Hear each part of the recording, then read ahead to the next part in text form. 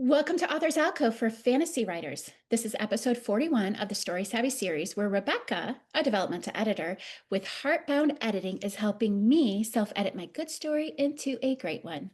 If you haven't already, I encourage you to like and subscribe to the podcast. You can also join the Authors Alcove community on Patreon or check out the membership site at authorsalcove.com. Last week, we did a break week and talked about using AI as an author. Strongly recommend this. I've been thinking about it all week. Today, we're going to take a look at reducing redundancy through self-editing, something I definitely need to work on. But I'd like to first welcome Rebecca. Hello, hello. And I love it when a topic is topical for you at the moment. So I'm excited to dive in today and talk about avoiding repetition in our manuscripts. By the end of this episode, you'll hopefully know what does and doesn't count as repetition or redundancy that is worth fixing, and be able to use this tool or this topic to help reduce your word count and speed up your pacing if either is needed. I'm probably unusual in this, but I realized that I have written the same scene multiple times in some of my earlier edits. I literally have had two scenes that say the exact same thing in different parts of my manuscript because apparently in my head it was such an important scene that I put it in twice. So by this round in the edits, I feel like I have already caught up with a lot of those issues. So why did you choose to put this particular topic towards the end of the series? Because I feel like I would catch it if it said it anything twice. I don't Sure. know what this is saying. If you are in a position where you were originally putting in a scene more than once, then yes, you've probably already caught that. What we're looking for here is more so things that were introduced, duplications that were introduced during the editing process up to this point. And I wanted to still bring it up this late in the series because I have just seen so many duplicate scenes or event moments or just overstating repetition coming in from my clients in their manuscripts. It's absolutely something that some writers have a good eye for catching, but this episode is for those who maybe are struggling with that a little bit more or need to think about this a bit more intentionally. So, the first consideration is that we aren't just talking about whole scenes or events that happen twice, whether or not it's with the same wording. We are, as you alluded to, well into the polishing stages here. So, we are only looking to delete anything that is said twice that doesn't have to be. That might be a whole chapter that you moved long ago in this editing process. So, 9 months ago in this series, maybe you're like, okay, this scene doesn't work here. I need to move it over here, but then you forgot to delete it the first time. Repetition might also be a passage or a paragraph that you rescued from a deleted scene, like we've talked about. But then, 3 months later in your process, you forgot that you had already rescued that little gem that you liked. So you rescued it again, but added it to a different chapter, and now just that paragraph or that moment is in there twice. But most importantly, for this stage in the editing process, I'm encouraging folks to look for the following instances of repetition. The first is where you tell the reader something repeatedly in totally different ways. Sometimes this is two sentences in a paragraph that establish the same thing, only with totally different wording, or two characters saying the same thing in a conversation. It can also be spots where you tell the reader something through a narrative statement, but then also show the same thing more immersively. Or maybe you show your character, fidgeting and avoiding eye contact, then you say that their tone is nervous, and then you have them say that they are uncomfortable in their dialogue, and then you use the dialogue tag of they asked the thing apprehensively. That's essentially saying the same thing four different times.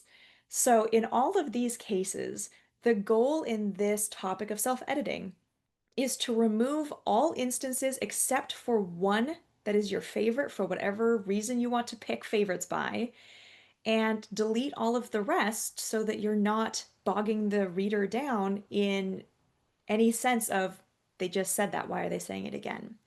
And because I've had this conversation with other writers, I will also mention here that if you are double or triple or quadruple stating something because you are afraid the reader is going to miss that vital information or clue, then your approach is fundamentally flawed. Instead of saying it again, say it better. Make that moment more of a turning point for the scene. Add more emotion to it. Build up resistance to saying it out loud before it bursts out. That kind of stuff.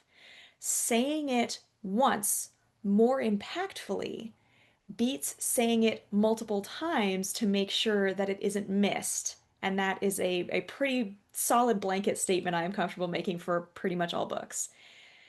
It's also just worth mentioning that if you are both showing and telling the same thing, I generally suggest keeping the showing example and scrapping the telling version of it. You really only need one or the other, not both. And unless you have a strong specific reason to tell, such as brevity or clarity of your meaning, then showing is more immersive and so is usually the better choice. The second way that small scale repetition might show up at this stage in the editing is using the same word too many times in close proximity. I tend to call these word echoes, but there are lots of other terms for this. With any word that could easily not come up for a whole chapter, so it's not a every sentence, every page kind of word. Let's say like the word lunch, then using it more than once within, let's say, a paragraph can feel repetitive, and that should be adjusted.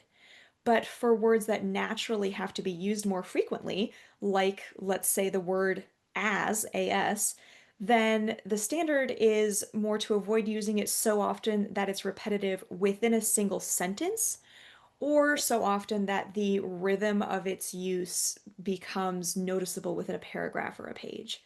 I personally find that listening to writing, be that reading it out loud to myself or using a text to speech software, is by far the best and easiest way to catch these word echoes at that micro scale. So, circling back around to the heart of your original question, even when you feel confident that you caught all of the repetition in a story, especially at the larger scale, we all have blind spots, especially when we've been busy paying attention to and watching out for all of these other things in the self editing process. So, taking a moment to focus on nothing but finding and fixing redundancy and repetition is worth doing, even if it's just for an hour. Lastly, and I'm sorry this was such a long answer, repeats of fragments can be much harder to spot than a whole. And this applies to sentences, this applies to moments, to beats, to scenes, whatever. For example, I once edited a manuscript for a client where the writer had accidentally left in the second half of an old chapter following the full new version of that chapter because they just stopped deleting at a page break or whatever and missed that. So this is into the final check stage where you do want to make sure, even if you think you got it all right, that you actually did.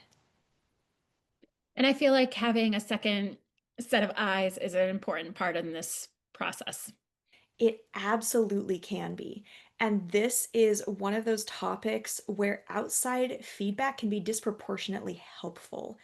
But it's a point, a topic where it's really not that much of a burden on that outside reader if a story is in particularly bad shape on this topic. So if anyone listening or you are looking for something to prioritize saving themselves time on, to instead really rely on that outside feedback and those outside readers to catch, this topic of repetition and redundancy should be very high on that list. However, the efficacy, the effectiveness of outside feedback in catching this goes down the longer a period of time that feedback read is spread out over. For example, a casual beta reader who reads your book over 5 or 6 weeks won't be able to catch nearly as much of these issues of repetition and redundancy As for example, I could doing one full intense read per week when I'm doing my developmental edits for clients. The longer it's spread out, the harder it is to remember that you read that before, that this scene fragment already came up, that someone already established this plot point, that kind of thing. And are there any tools that you would recommend out there that might help you with this? Yes. So, as I've already mentioned, consuming your writing through any form of audio can be incredibly helpful in catching repetition or redundancy, which your eyes either don't catch or think looks fine as you're skimming through. These days, a lot of the standard word processing softwares like Google Docs or Word have some sort of text to speech function built in, but those voices can sound a little bit jarring and artificial to me. So I also recommend Speechify, which is a dedicated platform for that, and particularly the voice called Emma. I think that that is the most natural text to speech voice out there. And then sometimes just the find and replace or search function can be really helpful with catching these repeats and redundancies. Most writers, including myself, very much so, have some idea of what words they tend to overuse. In my case, it's all variations and uses of the word I. So whether you do or don't already know what words you personally tend to overuse, you can pay attention to that over time and build yourself a list.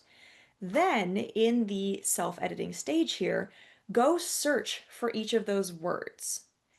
It's totally up to you how many individual uses across the whole book count as too many, or how close two of these uses have to be to count as requiring that one of them be changed to avoid that echo feeling. But just do what you can and decide those sort of thresholds for yourself. The last resource that I will mention for this is Pro Writing Aid. It has several functions for catching redundancy and repetition at different scales and is, if anything, more sensitive and more picky on this than I suggest authors actually be. Those specific functions within that program are, if memory serves, the overused check, it's just called overused, the all repeats check, and the echoes check. But again, decide your own thresholds. Pro Writing Aid's job is to show you all of them so that you could get rid of all of them, and I don't think that's necessary or healthy. So take it with a grain of salt. And then lastly, for what it's worth, I generally recommend only uploading one chapter at a time to Pro Writing Aid, but uploading the whole manuscript just once, dealing with that lag and that processing issue, and checking for any repeated phrases of over, let's say, 10 words in a row, just one time can be helpful in this. I have to tell on myself. So there, I just said one of them. I just said both of them. Okay, so apparently I used the word so and just so many times that I literally took my entire manuscript very recently and I deleted all of the so's. Literally, I put delete all because I had so many so's and so many justs that I felt I could do that. And when I went to do my read through, I only added like a handful of them back because That's an important point to bring up. Sometimes if you try to delete all, they are actually needed here and there. So yeah, check that. yeah, but I mean, like I had like almost 1,000 of so's and justs. Yeah, I'm I'm glad you were aware of that in your own writing. That's great. Yeah, well, that was actually that's the 1,000 was actually prior to you reading it. But I noticed that I still like when I start to do like when I add a scene or I adjust a scene, I'm constantly adding just and so back in. And so I have to go back and I'm like, okay, delete all from this chapter, reread this chapter. Okay, now it sounds good. Because you rarely actually need the word so and just. Yep. But anyway, so I do have a question about this. So is the avoidance of repetition or redundancy just a rule for writing in general, or is there more of a reason to it than that? Both, for sure. It is a rule, but not an arbitrary one. So here are some of the actual benefits backing up that rule. Number one, it can be really helpful in slimming your word count, which, from my experience, is a goal for more authors than it is the opposite. So, more authors tend to need to slim than authors need to expand their word count. The second advantage is it can help keep your momentum going more smoothly or faster if you are more constantly moving right along to the next thing instead of rehashing things that have already come up. Number three is it improves your craft skill and professionalism, particularly as it is perceived by readers. And four, which is the last that I, nope. And four, it helps avoid unintended moments of deja vu for your readers, which can pull them out of the story as they investigate or wonder if someone moved their bookmark, or if the passage got plagiarized from a different book they read, or if they did read this book years ago and just forgot, that kind of thing. So we've talked about a lot of different types of repetition. What types of repetition do you see most often in a writer's manuscript? I'm not sure that I've seen an across the board prevalence in any particular direction. But I have found that most of the authors who have a significant, repetition or redundancy habit worth mentioning tend to lean always towards larger scale issues of repetition, such as copying and pasting whole chunks around without double checking or cleaning them up or making sure you don't have duplicate scenes, that kind of thing. Or the author will land almost entirely on the small scale side, where the big scale stuff is nice and clean, but they are both showing and telling a lot of individual moments or overusing certain words and vocabulary throughout. And I feel like sometimes repetition is important. When would it might be important? Is there a time when it would be important? Great question. Yes. So here's what I can think of on that right off the top of my head here. First, I mention regularly that if an aspect is worth including in a story, it's worth mentioning at least 3 times. And using similar enough wording each of those times so that it's clear that all of those mentions are about the same thing or the same person or the plot point is an important part of that. Just make sure that your 3 mentions of whatever it is are spread out in the book. Same thing for character descriptions. If you describe something new about a character every time you mention them, that can potentially get confusing, especially if that particular character doesn't have a lot of page time, so the reader may struggle more remembering the context for the name. Third, I'd say it's important if you have a certain in-world passage with specific wording, which is important to the plot or world. This might be a prophecy that has very specific wording. It could be a call to action, like whatever the resistance fighters, whatever their battle cry is. It could be a quote from a song or a book or the like that you invented for your world, which is deeply embedded in that character or plot. If the specific wording of that phrase or that song, paragraph, whatever matters, try to use that word for word 3 times. That's going to pay off for the reader more than it's going to bog them down. Yeah, I'm sure I could come up with more exceptions to that avoid repetition guideline, but those are the big ones that I can think of right now. I know, like in early drafts, I didn't care too much about like redundancy, especially in words and stuff. And I feel like, at different stages. So at what point should we start caring about maybe, or maybe even ignoring the repetitiveness of our writing? I know that early drafts, I did not look for as many as I do in later ones. When should we start being concerned, I guess, is what my question is. I think you're spot on there. I think that this is an issue that you should not care too much about early on. And I'm bringing it up here in this nearing the final check stage because that's where it's going to do you the most good because at this point is where you've probably introduced the most redundancy that you need to go clean up. So I would say that you can pay some attention to the big chunk repetition while you are still doing the global level and scene level edits that we did earlier in this series, but that's not super important. Definitely ignore repetition issues until you get down into these polishing stages. Even like I said earlier, if you need to let something slide until after your beta reads and dev edits, this topic is a good candidate for that. However, this needs to be given full attention for a day, let's say, before publication, and ideally before you hire a line editor or a copy editor or a proofreader. So, why do you think authors tend to re explain things or restate themselves? Do you feel that is an insecurity that the readers aren't getting it, or do you think it is usually that they just lose track of their own writing? Either, both. I think it totally depends on the individual. And I think that different forms of repetition tend to come from different places. For example, whole chunks of scenes or whole scenes getting repeated tends to come from a place of disorganization or absent-mindedness. Saying the same thing over and over with different wording within the story, be that throughout the whole story or in close proximity, seems to come from a lack of confidence or anxiety, like you just mentioned.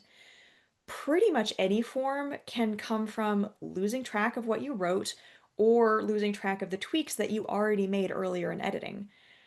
And overusing a certain word, so in my example, the word eyes, seems to come from just a pattern of language that everyone develops for themselves over their lifetime, over their growth as a writer, or being predisposed towards highlighting a certain sense or emotion, like I think is the case with my obsession with describing where people are looking and the look in their eyes and that kind of thing. It really just depends. And if naming the underlying cause for patterns of repetition that you catch in your own writing is helpful, by all means explore that. But I personally think that for most folks, just recognizing those glitch patterns or one-offs, fixing what needs to be fixed, and moving right along is probably more productive. I know with myself, like, so I wanted to have my story start earlier than it did. I kind of knew that even before you edited, and you just kind of confirmed what I need to do. So, I had tried editing those 5 chapters, trying to condense them into like 2 chapters many times. And what finally worked was I took colored pencil and a highlighter and I highlighted different things. And then I was able to see a lot of repetitions. So, with mine cutting back on the repetitions, it helped with pacing. What are some other reasons why people might want to trim their story? So I feel like we went over this a little bit earlier, but I do have more thoughts here. First of all, many editors charge by word count, so fewer words means an lighter financial burden for getting the manuscript edited. Number two would be similar considerations around potentially getting an audiobook made for your story down the road, which typically charge per hour of finished audio. And you can also consider the printing costs to maximize the profit that you can get from selling each individual book. The third benefit to using this specifically to slim word count would be in both indie and traditional publishing, genres have word count and length Goldilocks zones, which we did a whole episode on earlier in the series. More writers tend to end up longer than is acceptable, than I see authors ending up too short. So, slimming down is often needed to fit within your market or to get interest from an agent or a publisher. The most common pacing issue is things slowing down too much. And so removing the slower, repetitive, or otherwise less important or interesting bits or versions of imparting information can help things move forward better. And then lastly, the more you slim, the fewer words you have to go through in your next round of edits, potentially saving yourself time and frustration. I'm sure there's more, but yeah, those are the highlights. So I have to ask, because you mentioned audiobooks, are you planning on turning your books into audiobooks? At some point, yes, but that is unfortunately not remotely on the horizon yet. So When I have the spoons, I'm thinking I might wait until I've finished publishing all 9 books in the series and then get them kind of all put together by one narrator, since I'm personally very bothered when the narrator changes in the middle of an audiobook series. So, Yep. yes, but not imminently in any kind of sense. I just had to ask because I am on the third book and I want to read them, but like I have trouble sitting down and just reading. I love to listen to audiobooks. And so I was like, oh, if she has that on the horizon, that would be very good for me. So, random little tidbit for folks, you can download the Alexa app onto any kind of phone. I have an iPhone and it works great. And you can just like voice to text tell her, "Hey Alexa, read me this book by this author," and she'll read it to you, and it's not a bad voice at all. So, that's how I turn books that don't have audiobooks into audiobooks for myself all the time. I'm so glad I asked. Because I've been doing a lot more audiobooks than I have been doing like actual reading books lately. Anyway, I want to wrap up with the last question. Can you go a little more into what you meant when you said you don't want to both show and tell, even if it's with a completely different wording? Yes, in fact, I have so much to say on this topic that we are going to do that as our whole next episode for next week. So I will avoid being repetitive or redundant and just cover it all in that episode. Awesome. Well, thank you so much. I look forward to next week. And thank you for helping with this particular topic. Absolutely. Yeah, so next week we will continue in this theme of a couple of episodes here of slimming things down in healthy ways and talk about avoiding and fixing exposition and info dump, which are very much related to that show don't tell. For now, I would really like to thank everyone following along with the series. If you know any other authors who are nearing the end of their first draft or struggling with revising or rewriting their novel, please send them this podcast. The more authors that we can help understand and finish the process of self-editing, the better and the happier I will be. Thank you, Agnes. And she's an amazing developmental editor. Thank you. Thank you.